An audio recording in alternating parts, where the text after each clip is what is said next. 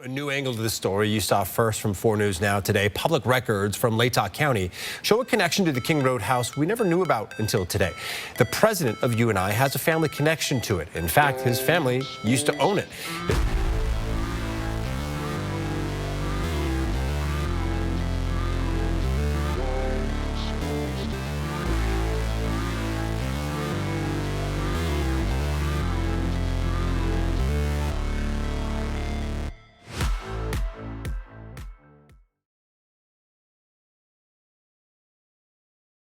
The tragic loss of 4 University of Idaho students shocked the entire world.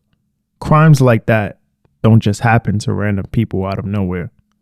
It's strange that such a crime occurred in our modern age, especially given the national and international spotlight it received. We were focused on who committed the crime. Was it the fraternity, a friend, or a foe? But what if the answer was right in front of us all along? In an era where reputation and funding dictate the future of educational institutions, imagine a university president orchestrating a quadruple homicide in their town, not as a mere act of desperation, but as a calculated maneuver to ignite a crisis and line their own pockets. To what extent will one go to protect the institution's future?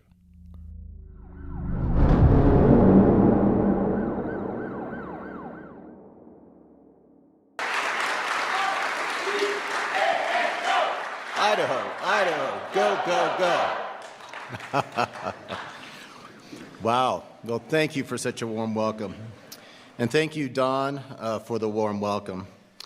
I appreciate the endorsement of the State Board of Education and assure you I'll do everything within my power to meet the high expectations of this president, the University of Idaho, and our role in advancing education throughout the state of Idaho. I'm sure I'm not the first to say that I never cared about Idaho before the 4 Idaho slayings. I had never heard of Moscow. In fact, when I first encountered the name, I thought of Russia, an entirely different country. I definitely did not know about the University of Idaho, and many others feel the same way. It's a small town with a small population, not a thriving city that many would want to travel to. If we think that way, we can only imagine how the people living there feel. For years, the university has been fighting to increase its funding after suffering major losses in enrollment, budget cuts, and a damaged reputation following C-19. The town was slow, with little growth, declining enrollment, budget cuts, and no advancement.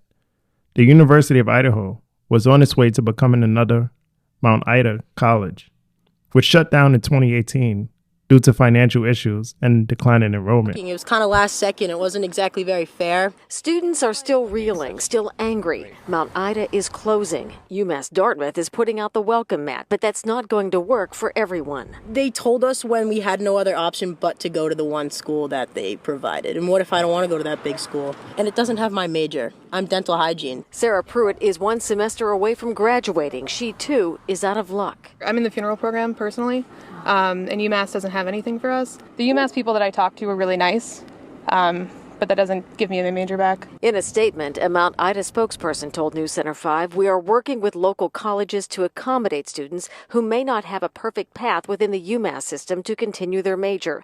In addition, we expect more than 30 colleges coming to campus for a transfer fair next week." I feel like I'm a senior in high school, even though I'm a grad student. Yeah, grad student. One class away. One class away. James Ames got his bachelor's degree here. He's 1 course away from his master's degree and forced to apply to UMass. But it's the loss of his alma mater that hurts. Mount Ida's our home. I've been here for 6+ years, so. What is the mood on campus? It's depressing.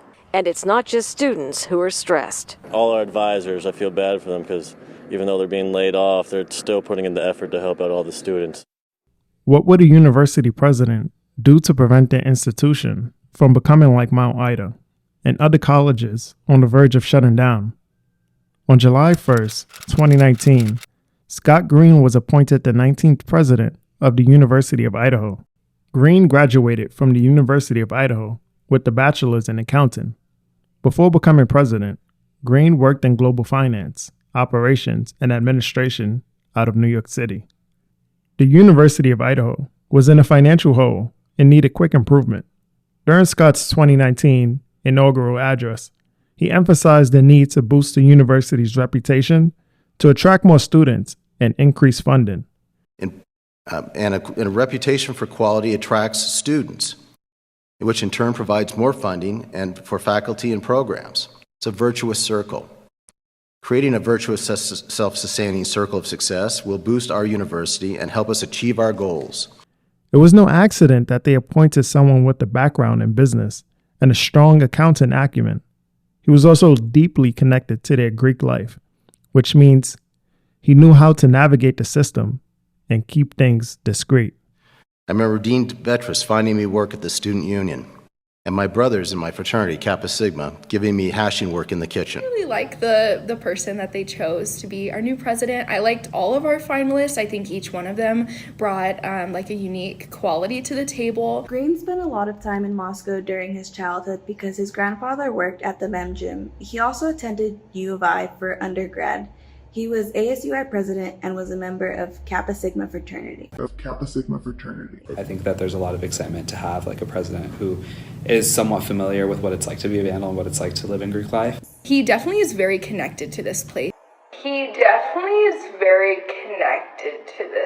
But no one at the university foresaw the challenging months ahead. In 2020, the virus that swept the nation shut everything down. Just 9 months after taking office, Green faced another major blow, compounding the problems they were already trying to solve. Further declines in staffing, enrollment, and budgeting. Many students weren't using the campus due to the stay-at-home orders. If you watch my previous videos, I explained how the entire town of Moscow depends on the university, which in turn depends on its students and faculty. Without the university, Moscow would be a one-horse town, with just the basic necessities like a post office, gas station, or diner. Nothing more. Due to the challenges of 2020, Scott created a YouTube video emphasizing the need for growth in enrollment and research. He acknowledged the many financial challenges and expressed confidence that they would overcome them within the year. We started this year, actually my second official day, by cutting $14 million from the fiscal 2020 budget. This was made necessary after 2 back-to-back years of $20 million losses. We were on track to cut these operating deficits in half to about $10 million this year before COVID-19 struck. By fiscal year 2022, if we execute on our plans, the deficit would have been completely eliminated, except for the impact of COVID-19 and any further state of Idaho financial holdbacks. Make no mistake, we're making difficult decisions to get there. A perfect storm of budget cuts, a tuition freeze, and additional cuts from the state, not to mention the still unknown losses and costs associated with COVID-19, all add up to financial challenges that are significant. However, we are keeping our eye on the strategic areas of excellence and making changes in our budget processes so that we can invest where there is growth potential for enrollment and in research that matters. However, enrollment declined by an additional 1,000 students compared to 2019, further worsening the university's already precarious situation. This is where things get interesting. According to the Washington Post, a new college is closing every week due to a decline in college-age students. I looked into the University of Idaho before Scott's arrival, and it was in rough shape. The university had been cutting its budget due to low out-of-state enrollment, resulting in staff layoffs. Guys, that's right. U of I says these adjustments represent just 3% of their budget, so it's not the end of the world, but it's still not ideal. And leaders say changes to a program related to out-of-state students is playing a role.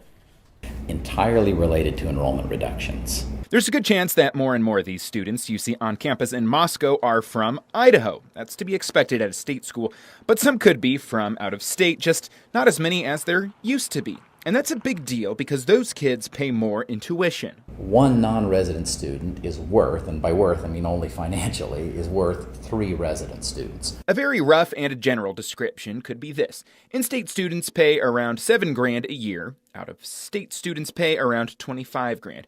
So why less out-of-state students? Well, over time, U of I has made changes to a waiver program for students from other Western states, meaning that students from the West aren't getting as cheap of tuition in Moscow as they used to. There's a good chance that price-sensitive students will say, no, I'm from North Dakota, I'll just stay in North Dakota. School leaders say it's become harder for international students to get visas as well. So to that, U of I is adjusting its budget by $5 million. $3 million of that are pure cuts. It's no secret that it's a morale buster if you announce budget cuts. No faculty or staff will be laid off, that's the good news. While certainly not ideal, school accountants hope that the cuts won't be terribly noticeable. Any dollar amount measured in millions is a lot of money, but a relatively small percentage of the overall budget. And over the next year or two, U of I is anticipating another $4 million in further budget cuts that will help create buffer room, the school says. They downplayed the situation to avoid public concern, but Idaho State University, which is larger than the University of Idaho, laid off over 73 employees that same year. The University of Idaho implemented hiring freezes and offered retirement and separation incentives to reduce expenses amid a budget shortfall. Reportedly, over 61 employees applied for voluntary separation, and 93 opted for early retirement. Some faculty, like University of Idaho professor Denise Bennett, were dismissed after publicly criticizing university officials. What else happened that same year? A University of Idaho professor filed a discrimination lawsuit against the university, its law school, and former dean Mark Adams, ultimately winning a $750,000 settlement, adding to the university's financial losses. This was all done before the pandemic. Once shutdowns began, the already struggling university faced further challenges. According to Krem News, the University of Idaho anticipated an additional $33 million loss if it didn't reopen for in-person classes, alongside a 5% enrollment decline and over 150 layoffs. In 1 year, the university faced a budget crisis, staff layoffs, a lawsuit, and a pandemic that compounded financial difficulties. At this rate, the university risked becoming another Mount Ida College. Around this time, the University of Idaho allegedly introduced critical race theory, or CRT, and diversity, equity, and inclusion, DEI programs. This was during a period when many institutions were responding to or capitalizing on social justice movements. Idaho passed House Bill 377, an anti-indoctrination law aimed at preventing critical race theory from being taught in a way that could potentially indoctrinate students. Scott was under pressure and needed to act quickly. He denied claims that CRT was being taught at the University of Idaho, likely hoping to avoid budget cuts. Affirmation program at the University of Idaho. And while I was confident of that, certain conflict entrepreneurs and those who earn their living by scaring people with such illusions have made these claims, which surfaced and were used to cut our budget last year.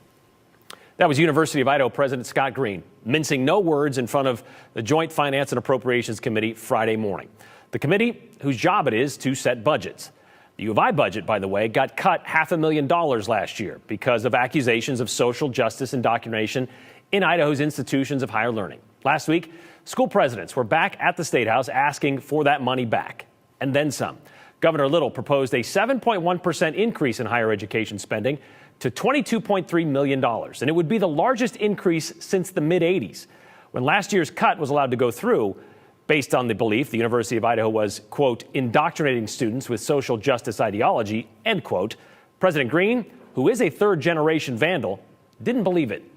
But he hired the law firm of Hawley Troxell this past summer to find out for sure. These accusations were based on a report put together by the Idaho Freedom Foundation. If there was indoctrination, if there were classes where people were shamed for or their beliefs or their ethnicity, President Green wanted to know about it. And after a thorough and independent investigation, their conclusion came last month, and they were unable to substantiate any of the allegations contained within the Idaho Freedom Foundation report. U of I's initiatives related to diversity and inclusion stem from independent factors and are not designed to indoctrinate anyone with social justice ideology, including students and university employees alike. Nor, Hawley Troxell said, did we identify any evidence suggesting such indoctrination has taken place? They put all that in this 26-page report that they released last month. Holly Troxell also said they were unable to identify a single complaint from students, from faculty, or otherwise about indoctrination from the school's diversity and inclusion initiatives. Not one. Which is why President Green made it clear, in so many words, in front of JFAC, to correct the record. We spoke with him shortly after his remarks to the committee. The fact that they couldn't substantiate a lot of the accusations being made, it was a bit of a relief, but it was also a bit disappointing because you realize that this was more political than it was real, and that this was a false narrative. I think Idaho citizens deserve better, and my guess is they're not going to forget about this for a long time. Are you worried about these discussions this year when it comes to the budget? I'm always worried, but my sense is that that legislators are growing tired here of all the infighting and the accusations, and particularly if they're false. I don't think legislators purposely take positions that they know are false. I think they're being fed information, and they should be angry at this point, too. The Holly Troxell report also included instances where the IFF report cherry-picked program descriptions. They left out parts of them, took them out of context to build the narrative they were trying to push. If the Holly Troxell name sounds familiar, it's because they are the same firm Boise State hired last spring after they were accused of indoctrination within their university foundations courses. An investigation that also turned up nothing. The University of Idaho gets about a fourth of its $400 million budget from the state, so maybe $500,000 doesn't seem like much. But President Green wanted to make it clear this wasn't entirely about the money. Although an initial investigation by the law firm Holly Troxell found no evidence, another inquiry I uncovered was that Mike Satz, a University of Idaho law professor, taught CRT and noted that several other professors also covered the topic. The lack of findings on indoctrination raises questions. The result was the passage of House Bill 387, which cut the University of Idaho's budget by an additional $2.5 million due to concerns over teaching CRT, with one representative even pushing to slash another $18 million. Partially unhappy with this appropriation, but it is the appropriation that we need to pass to support our college and universities throughout the state of Idaho and show support for our Idahoans that are enrolled in those institutions to help advance their lives and create a better Idaho for our future. I'm happy to answer questions about individual line items or spending, but I would encourage your green light. Thank you. Thank you. Is there further debate? I stand to debate against the bill. House Bill 387 is a reprisal of an earlier appropriation bill for colleges and universities. The prior bill had I shouldn't talk about the prior bill. I should talk about this one. This one has a $2.5 million adjustment downward from the governor's recommendation where we were originally going to stand on this bill. The problem I have with it is that we passed House Bill 377, which is now law. It's not pending legislation, so I think I can talk about law in Idaho. The law from House Bill 377 was the one about dignity and non-discrimination in public education. We decided that no public funding should go towards promoting critical race theory or advocating for social justice indoctrination in our schools, something that goes against their own beliefs and values. University of Idaho Office of Multicultural Affairs, a Women's Center, LGBTQA office, Equity and Diversity office. We should back up what we said with that by sending this budget back, adjusting it downward by another $18 million. This was a significant blow to the university and coincided with an ongoing enrollment decline. According to the University of Idaho's performance measures, enrollment has steadily decreased each school year since 2017 to 2018, with the university consistently falling short of its targets. This report was released just 7 months before the tragic slayings of the Idaho students, drawing attention to the university's severe financial and operational challenges. The institution was in a difficult position, and some may view the situation as an opportunity for financial or reputational gain amid the crisis. One possible reason a university president might stage a homicide in their town could be to create a crisis that garners attention or funding for the institution.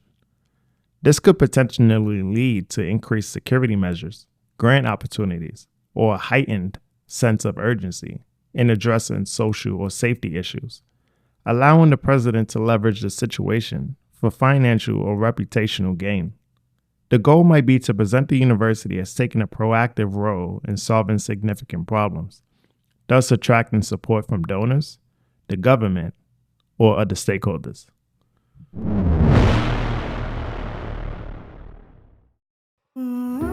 Sunday marks 1 week since 4 Idaho college students were murdered, leaving their loved ones devastated and police baffled.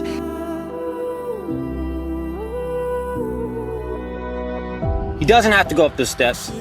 Their points of damage don't match. I'm just going to say we never knew about until today. The president of UNI has a family connection to it. In fact, his family used to own it.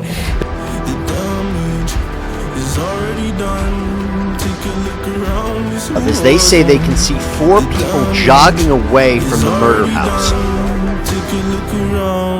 And keep your guns high. It's a war zone. It's a war zone. And I'll be fighting for my life, so keep your guns high. It's a war zone. It's a war zone. Kohberger reportedly had a blank stare as he was arrested and also asked if anyone else had been taken into custody. Now we're also learning that a white Elantra like the one police had been... Is it a coincidence that this is Green's childhood home, where the owner was allegedly pressured into donating it to the university? Is it a coincidence that Green was intent on tearing down the house, which had become a memorial, and essentially relocating that memorial onto campus as a healing garden to attract students? This move would allow people from around the world to visit the campus rather than the house off campus. With the national and international spotlight on the university, Green allegedly shifted the memorial to the campus, adding a donation form and encouraged financial support from a global audience. Is it a coincidence that 6 months after the tragic slayings, the University of Idaho entered into one of the most controversial deals in its history, purchasing the University of Phoenix for $685 million? According to the American Prospect, the University of Idaho had been struggling financially with declining enrollment and a need for new revenue sources. Acquiring the University of Phoenix, which has a student body larger than the entire Idaho higher education system combined, could provide the financial boost needed by expanding its online program offerings. According to the American Prospect, other leaders in educational institutions have raised concerns about the nature of the deal and the associated risk, calling into question President Scott Green's motivations. Before taking office in 2019, Green lacked experience in higher education. Instead, he brought a background in banking at Goldman Sachs and served as a financial officer at 3 prominent law firms. A recent investigation revealed that the University of Idaho funneled $7.3 million in consulting fees over the past year to Hogan Lovells, Green's former employer. When Ed News requested the invoices, the university completely redacted them, raising questions about where the money went. Given the university's financial situation, one must wonder where these funds are even coming from. If you still doubt that Scott Green is capable of doing this, consider that this behavior isn't uncommon among business leaders. They often exploit tragedy for profit. Insurance information is confidential. Peter Greenberg is here. Good morning. Good morning, Charlie. So how can they have a crash and they make money? It happens all the time. In fact, it goes back to the days of the Titanic. This first came to light, at least for me, back in 1979. American Airlines Flight 191, the worst aviation disaster in U.S. history. Within 3 hours of that disaster, American Airlines received its largest profit in history because they bought the plane back in 1972. They had written it down in book value for 7 years. At the time of the crash, it was worth $26 million. That's the payout they got. And they actually described it later on as an involuntary conversion of an aircraft to shareholders, but it came in as a profit. And this goes on and on. Pan Am 103 in 1988, they received a payout of $9 million. Even the U.S. Air Miracle on the Hudson plane, a $22 million payoff within 72 hours of the loss of the plane. In the case of Malaysian Flight 370, where we still really don't know what happened, how complicated will that be for the families? Well, not complicated at all, which is the bad part of the story, because they're governed under what's called the Montreal Convention, which was established in 1999 to limit claims of only up to about $175,000, and that's only limited unless you can prove negligence. The problem here is there is no plane, there is no evidence, and there's no way to prove negligence, so this may be a situation where the insurance companies don't have to pay off at all. Peter, what about the families? Families have to wait a long time. You see, there's no provision in any state law in the United States for the awarding of prejudgment interest in wrongful death cases. So there's no real incentive for the insurance companies to settle. So historically, they never do it quickly. In 191 in Chicago, the families waited 6 and 7 years, and this goes on and on and on. In this situation, there have been some payments made to the families for basic housing and food and accommodations, but those aren't the settlement payments. That comes later. There's no way to expedite the process for the families. No, because there's no incentive for the insurance companies to do it. There's no law. I mean, is there any way to create incentive? Has to be legislated. Okay, so there's the problem. This sheds light on why Scott appears so heartless and money-driven. He destroyed the home before the trial, authored a book, and moved a memorial to the university while soliciting donations. What might he stand to gain from these actions? There is a psychological aspect to consider when a tragedy occurs. It tends to attract attention. As someone once said, all publicity, even negative, is good publicity. Following the deaths of the 4 University of Idaho students, the university experienced the second largest freshman class in its history in 2023. In 2024, the fall freshman class became the largest in the entire history of the University of Idaho. Additionally, millions of dollars were requested and approved by the state budget panel for security measures, along with future security costs. This situation led to donations from around the world, substantial funding for security, increased media interest, and a rise in enrollment. Essentially, the University of Idaho has become an exhibit that people will remember and be drawn to forever. Is it merely coincidental that this crime benefited the university and Scott Green at a time when the institution was facing significant financial hardship? I don't think so.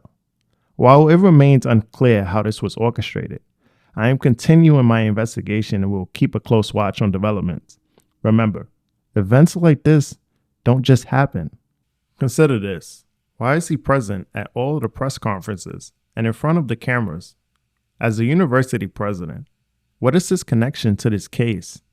Is it a coincidence? Or is there something more at play? Situation our close-knit campus is used to dealing with.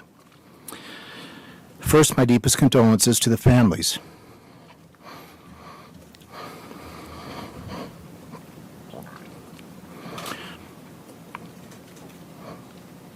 And friends of Ethan, Kaylee, Zena, and Madison.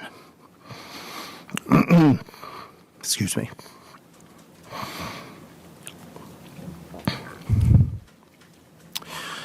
Their loss has been devastating, and they were bright lights in our community, and are deeply missed and remain in our thoughts and our prayers. We've been working with Moscow police since we were notified on Sunday of the crime. Soon, we will have answers. What is sitting in the dark shall come to light. Time is ticking. The trial is just a few months away. Stay tuned for more updates. Scott West here, signing out.